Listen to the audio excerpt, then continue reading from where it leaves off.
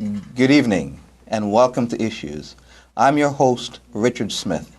And this evening our program is going to be one that will take us really to the streets. We're going to look and see what is it like being a real life person dealing with drugs. How does your life change and what do you do after it's changed?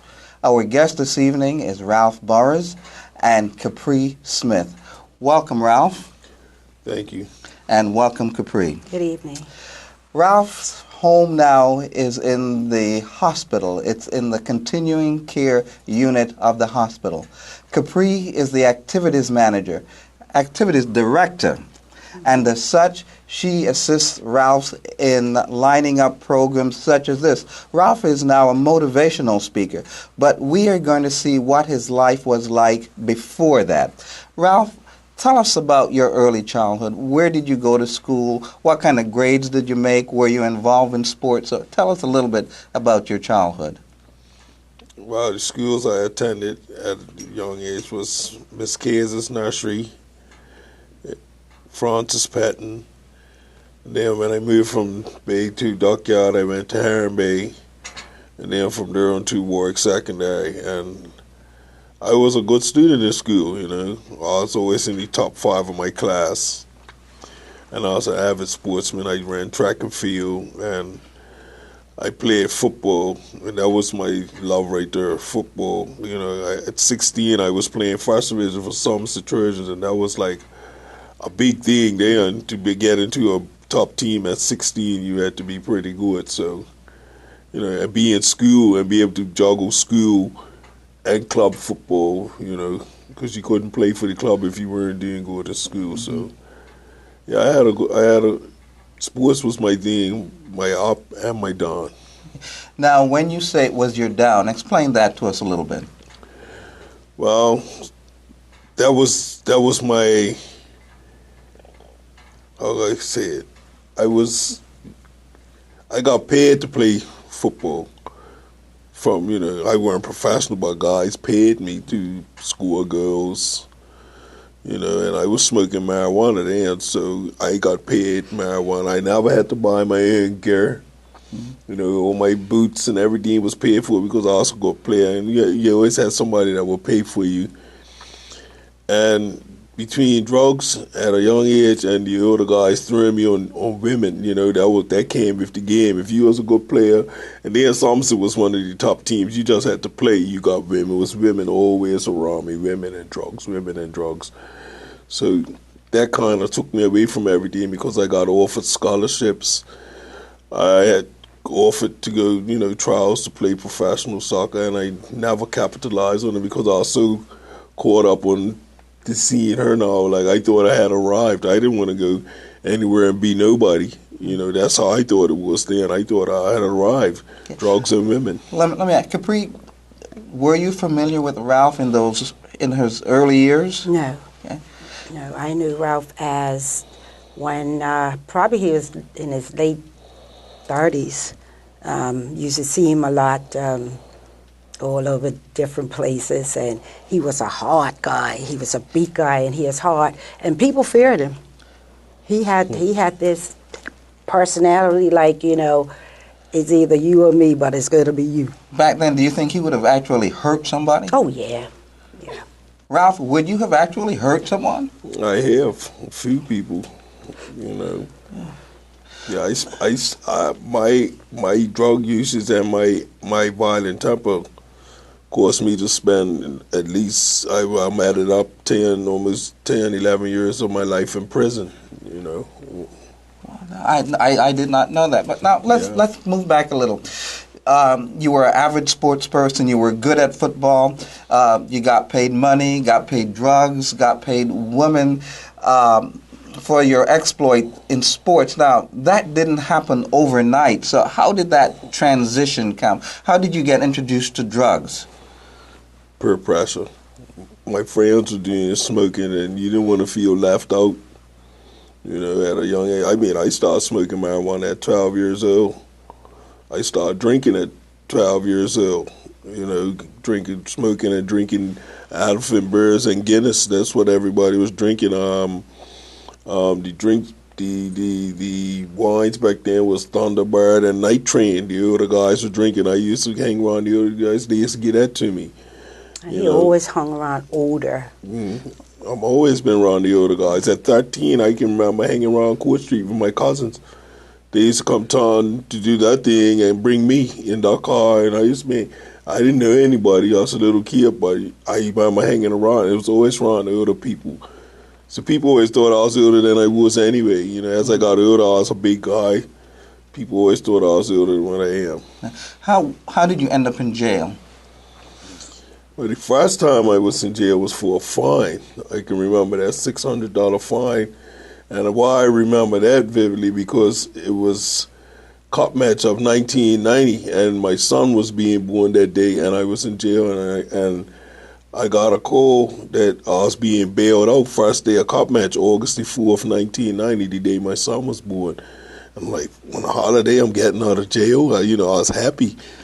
I was only doing 2 weeks for $600, but that was my first time in jail, and I was frightened too. I got up there, locked up around big criminals, the Archibalds, the criminals, Egg, Smith, and big boys there, and these were the big boys. So, when you got around them, you had to play with your hand. Now, when you were in jail, didn't that scare you? Didn't that say, listen, I don't want to end up here again? At first, but when I got there, I had guys my age that I knew, my cousins, a lot of my friends were there.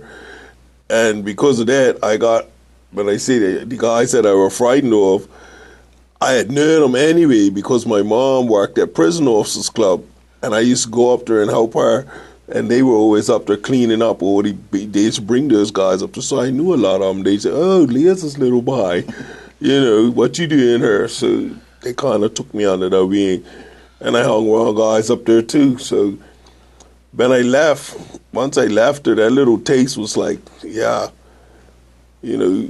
that it was always strange to me. Now I look at it now, how young black men, we use our rites of passage as prison, like to become a man. It's different. I noticed as a youth, like we don't feel like we're men until we've been in prison. Yeah, I'm in jail. That was our rite of passage, like to become a man. Now, Capri, you have a son. Yeah. Now, as you listen to Ralph, you've heard how he got involved in drugs. As a mother with a young boy, does it scare you? Very much so. And it scares me more now because it doesn't take much. If you're hanging around with a group and you're not doing what the group is doing, they beat you up, they jump you, they do all kinds of things to you to get you in their circle. Mm-hmm. So you and especially for my child personally, he's an only child. So a lot of times what they do, they look for to be accepted in different groups. So very frightened. And that was, that's the reason why, like, I kept him close. Mm-hmm. I was away in school doing my master's degree. He went with me. When we came back, I sent him back, to finish middle school. And then I brought him back. I put him up BI. And then, when he was coming home during the summers, I started noticing little things. And, I was getting frightened. I said, okay, you know what? It's time for him to me get him back out of here because when we were living in the States, one of the things that we did was always plan our weekends. Okay. Just like you said, notice little things. If you can think of those little things, because there might be some parent listening, and as you mentioned those little things, they might say, well, yeah, I'm seeing that in my son too. Mm. So what are some of those little things that you noticed? Well, I know one of the things is that he was hanging around like groups, right? Not like one guy, it was like 5 guys, and it was always groups. So in that respect, they can call themselves a gang if they wanted to. Mm-hmm. That could be classified as a gang. It weren't like that when we were younger because we hung around groups when we were younger. But as soon as you see a group of young men, that is usually called a gang. So, those were the things that I was tapping into, and who are these boys? Where are they from? Who are their parents? What they into, right? Because more so, like I said, my son's an only child, and he was looking to be accepted somewhere. You know, yes, his dad was in his life, and very much so, but they gravitate to sometimes negative stuff, right? And that's what I was trying to make sure that my son didn't. Ralph, let's pick up your story now. How did you end up in that chair? I was shot. I was shot buying drugs, actually, and I remember that night clear as daylight too, because I was out drinking and I was in this guy's shop, and this guy had all these laptops and it was connected up, and I was just looking at him and all I saw was dollar signs and drugs, you know what I mean? He was drunk and he had about 50, 60 laptops, and I took about 7, 8 of them and I left. I left first, got a bike, and I came back. Because I knew the guy, his shop was wide open, he was still drunk on the table, and I came in and I took his laptops. And I left. You just went and just picked up this man's laptop? Yeah, he was right there sleeping and just started unplugging the best ones that I could take, you know, and shot him off and carried him. I said, yeah, I'm going to sell him for drugs, you know, because I had been drinking. Once you start drinking and you're using drugs, that's it. You know, because they go together. And if I'm drinking and I want to use drugs, I'm going to get it by any means necessary. You know, if I have to go out on the street and take it, that was my thing. I didn't break in houses. It's somewhere my mentality was different than other guys. Like, breaking in houses is a chance you take. You might not find anything, or it might be a dog, or it just might be somebody waiting to chop you with a machete.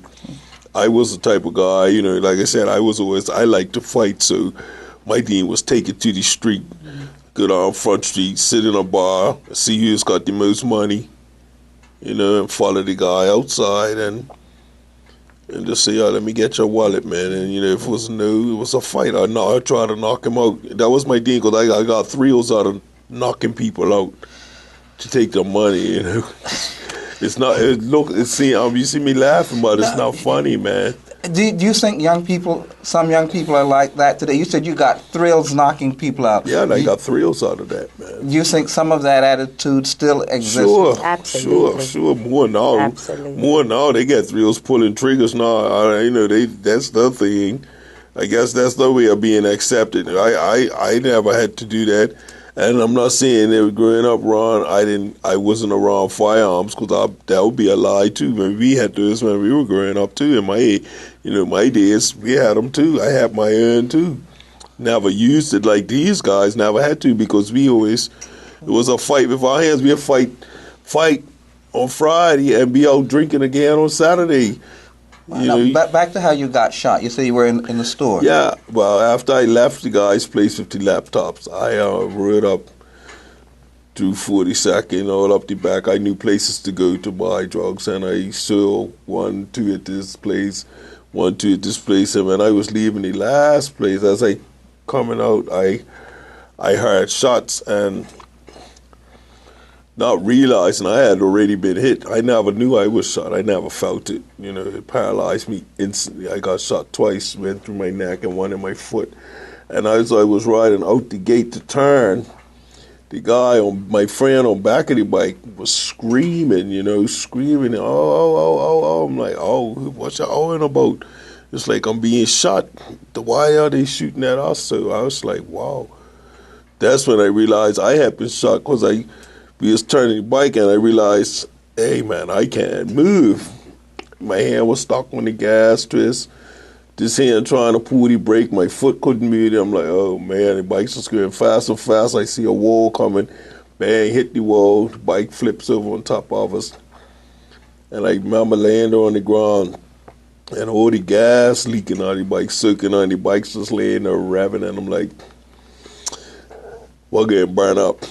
And I was more terrified of burning than being shot. That's the most, probably, I'm seeing movies and watch that. The most terrifying thing is to be on fire and you can't move, But eventually, my friend who's named Ron, he reached around and cut the bike out. But I still remember bullets hitting the wall as we're laying on the ground, hitting them above my head, and it just hitting the sand for them. I'm like, these guys mean business, And I remember Ronnie screaming, and I really couldn't talk because I had the hurt in my neck, and I was, kind of like choking on my air blood. But I remember trying to tell him, stop screaming, you're going to go in shock, you're going to die, Just having a little bit of medical experience because I drove a boat, so I had to know CPR and had to do all that stuff. And after that, I passed out. And I remember waking up hearing a lady saying there's two of them out here. And she came out to help me, and I can't remember the lady's name. She works in the hospital, housekeeping, younger than me, but she pretty much saved my life, really. Every time I see her, I tell her that, you saved my life, right? And we'll go friends today. I knew her beforehand, but not like I do today, And I remember this is what really hit him to me when I hear the time about this. What happened? The police came to me when I was in intensive care and told me that, that if it wasn't for you, that both of you two guys would be dead. And I'm like, if it wasn't for me. So, but what happened when I had passed out, two guys came out of the shadows and stood over us with the guns and said, shoot them both in the head, which is what Ronnie had told the police, because I didn't know this. And he was terrified. He said he was begging them not to do it. And I must have moaned, and the guy saw my face, and he said, oh, man, that's Ralph, man. Where they knew me. Oh, man, that's your boy, that's Ralph. And let's go, man. And he just left us there. Did they ever catch the guys? No. Never saw Ronnie, never saw him. I was out.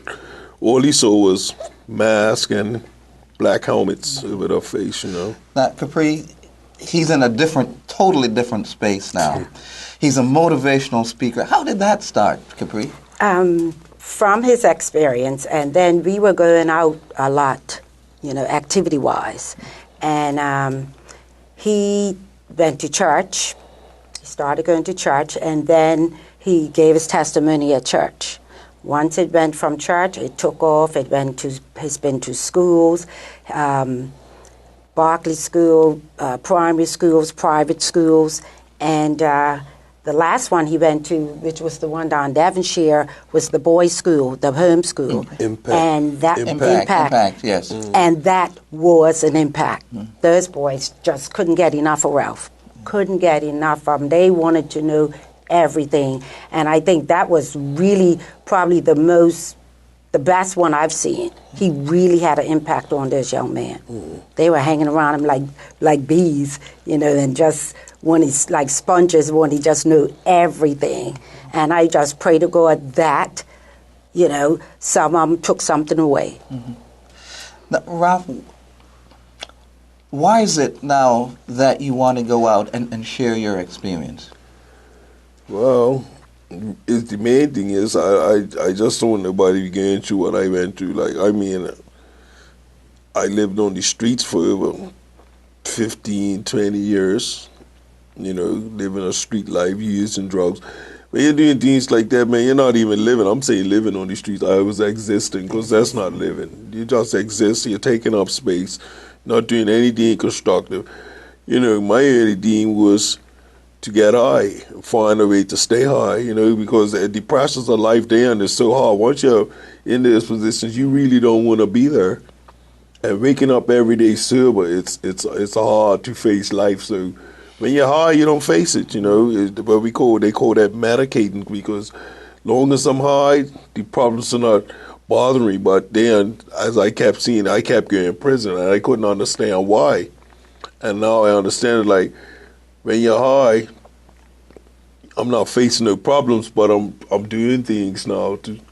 I'm committing crimes. So when I come down, I've got the problems I had, plus I'm added more by then, So it's just a vicious cycle of chaos, viciously, Capri, if someone watching, if they would like Ralph to come to their church, their school, their organization, how do they do that? They could call Continue Care Unit Activities Department, ask for Capri, and speak to Ralph, and if he wants to do it, then we make arrangements to bring him.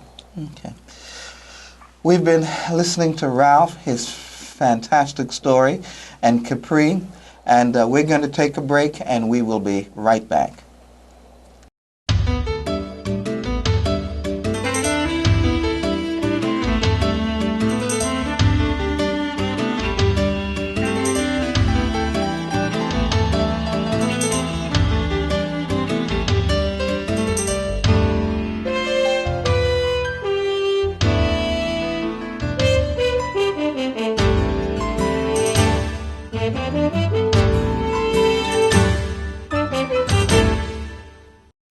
Welcome back. We've been talking with Capri Smith and Ralph Burrows.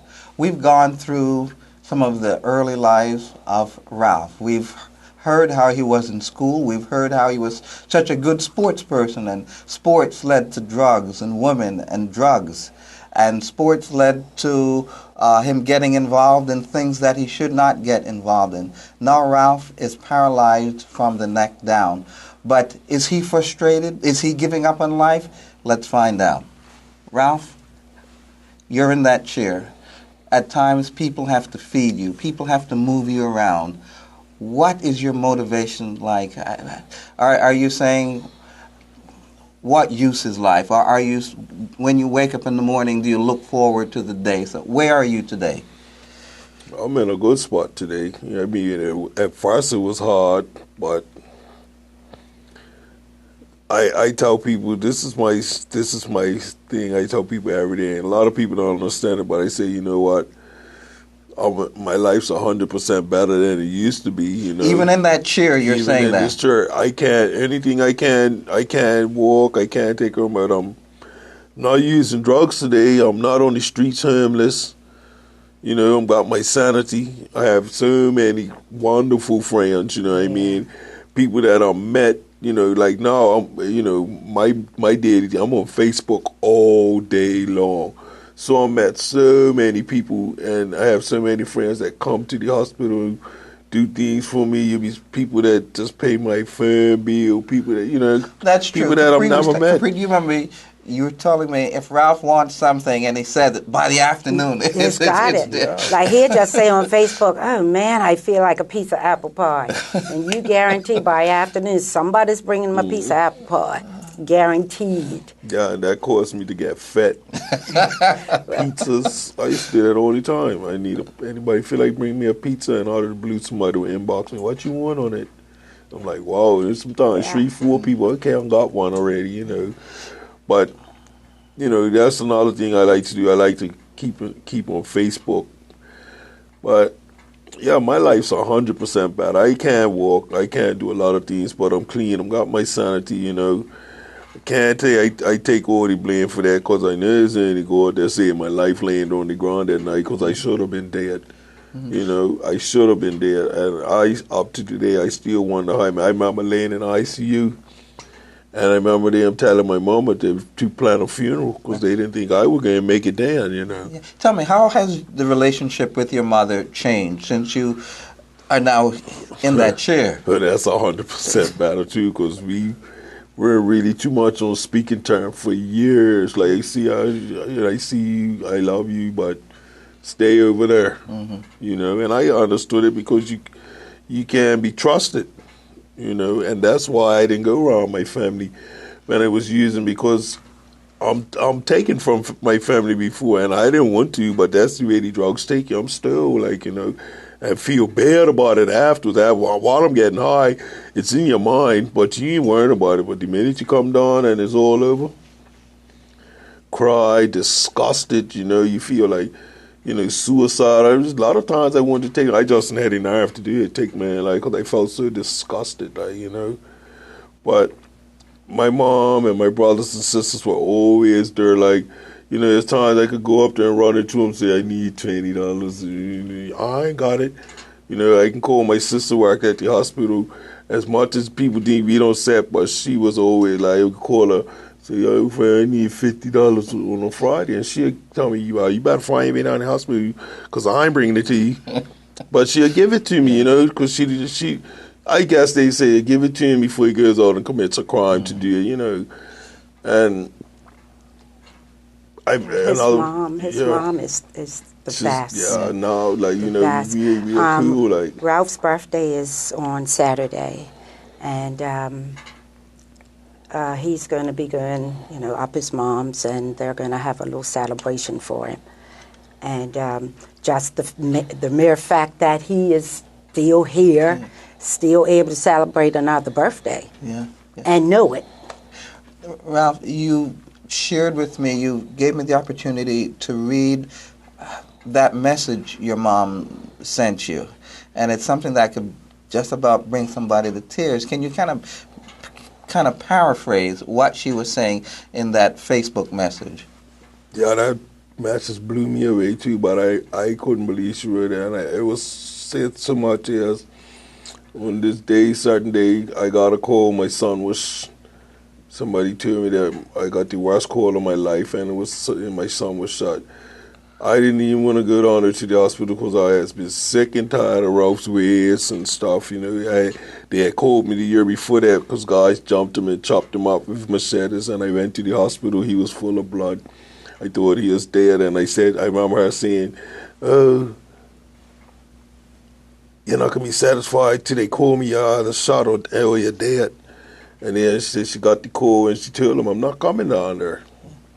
And then she called my sisters and brother and my son, and they all came down there. Well, not my son was away in school at the time, I believe, but they came here. And when they called her back and told her what happened, she was terrified to come down there. And when she came, she was so angry. And I remember her being angry because I was laying there talking to everybody, and she walked in, and I was like, I don't feel like dealing with this woman right now, because I knew we were getting an argument. Because that's what we used to do, and she came in, and the first thing I asked me, who did it? I don't know. And we'll get into this again, because, with the chopping, who did it? I don't know. You know who did it. You know who did it. You saw the person who chopped you with the machete. You were face to face with him. But, I didn't know who shot me, man. And if I wanted to say, how she had, that's how our relationship wasn't stable over the years, but no, it's just. And she remember having the call to have like I said, the doctor telling her have to plan a funeral, but it's not making it, it's not getting pulled through and all that there. And today, I'm her, and it went around just saying how life went a full circle for both of us too, because we weren't the best of friends, but that's my mother, and I didn't really like at this time, but I didn't know how to like myself, so I didn't know no better. I used to just think she was just always on me. But, that's how we think our parents anyway. I'm a parent now, my son is my best friend. Okay. Ralph, in kind of 15, 20 seconds, tell us, if you're a young man, 15, 16 years old, how do you stay out of drug and live a good life? Well, me going to the school speaking, I sum it up like this, I tell them, I never go to a school, I never tell children don't do drugs. It didn't work for me. Because if you tell somebody don't do something enough times, they want to find out why they're being told that. So I don't tell them. I share my story about how drugs took me, what I just done, what it done to me, and what it does. And the bottom line, I give them the basis of the story is that life's about making choices. And I made a lot of bad choices. And that's what it boils down to, making choices in life. You can make one choice like I did to go that night buy drugs, and my whole life's been turned a different way. But my life got turned out for the better, I'm clean, like I said, I'm alive, and when I tell people that, I give my praises to God, man, they look at me like, that's not to say Ralph, not the Ralph. I knew a guy on the street talking about God, my God can't save me, because that was my line. God who, but he You're a totally changed person. Got to be. We have been talking with Ralph Burrows and Capri Smith, and we've gone through the life a little bit of Ralph as to where he was, a gangbanger out on the street, and now someone who is committed to God, committed to sharing his story and changing lives for young people. This is Richard Smith, the host of Issues, and we look forward to you joining us again next week.